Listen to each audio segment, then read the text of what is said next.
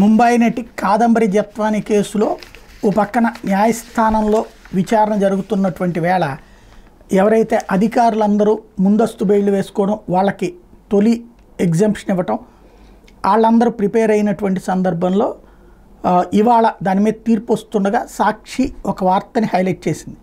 ఎప్పుడో రిజిస్టర్ అయిన కేసు ఇప్పుడు హైలైట్ చేసింది. వలపు వల హనీ ట్రాప్ విసిరి బడాబాబులను బుర్రి కొట్టించే కిలేడి కాదంబరి జత్వాని మరో బ్లాక్మెయిల్ భాగవతం వెలుగు చూసింది. హనీ ట్రాప్ ఫోర్జరీ పత్రాలతో మోసం బ్లాక్మెయిలింగ్ ద్వారా అక్రమ సంపాదన జీవన విధానంగా చేసుకున్న కాదంబరి జత్వాని ఢిల్లీ శివార్లో నోయిడాకు చెందిన రియల్ ఎస్టేట్ వ్యాపారి అమిత్ సింగ్ బ్లాక్మెయిల్ చేసి భారీ మొత్తాన్ని వసూలు చేసింది. అక్కడతో ఆగకుండా ఆయన నుంచి మరింతగా డబ్బు గుంజడానికి వేధింపులకు గురి చేసింది. మాఫియాతో సంబంధాలు ఉన్నాయని చెప్పి మరి అమిత్ సింగ్ని బెదిరించింది. బాధిత అమిత్ సింగ్ ఫిర్యాదుతో నోయిడా పోలీసులు కాదంబరి జత్వాని ప్రథమ నిందితురాలిగా కేసు నమోదు చేశారు. ఆమె తల్లిదండ్రులు సోదరుడిపైన కేసు నమోదు చేశారు. సెక్షన్ 386, 388, 467, 468, 471, 120B, 34 కింద ఈ ఏడాది జనవరిలో అభియోగాలు నమోదు చేశారండి. జనవరిలో అభియోగాలు నమోదు చేసిన వార్త ఇప్పుడు అక్టోబర్లో హైలైట్ ఎందుకు చేశారు అంటే కోర్టుని ప్రభావితం చేయడానికి అన్నట్టు కనబడుతోంది.